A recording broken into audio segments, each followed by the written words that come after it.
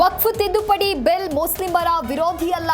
123 ಆಸ್ತಿ ವಕ್ಫೆ ಕಾಂಗ್ರೆಸ್ ಗಿಫ್ಟ್ ನೀಡಿದೆ.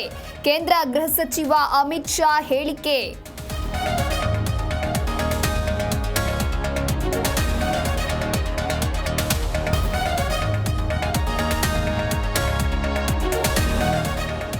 ವಿರೋಧದ ನಡುವೆಯೂ ವಕ್ಫ್ ತಿದ್ದುಪಡಿ ಬಿಲ್ ಮಂಡನೆ.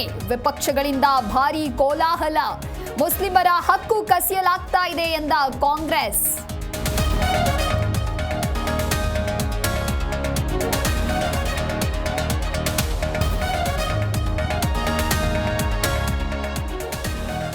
ಬೆಲೆ ಏರಿಕೆಯ ವಿರುದ್ಧ ಬಿಜೆಪಿ ನಾಯಕರ ದಂಗಲ್.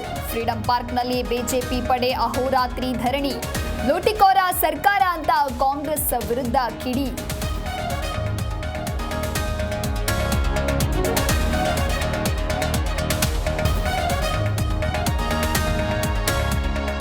ರ್ಯಾಪಿಡೋ ಬೈಕ್ ಟ್ಯಾಕ್ಸಿಗಳಿಗೆ ಹೈಕೋರ್ಟ್ ಶಾಕ್. ನಿಯಮಗಳಿಲ್ಲದೆ ಬೈಕ್ ಟ್ಯಾಕ್ಸಿ ರಸ್ತೆಗಿಳಿಯುವಂತಿಲ್ಲ. 6 ವಾರಗಳಲ್ಲಿ ಬಂದ್ ಮಾಡಿಸಿ ಅಂತ ಸರ್ಕಾರಕ್ಕೆ ಆದೇಶ.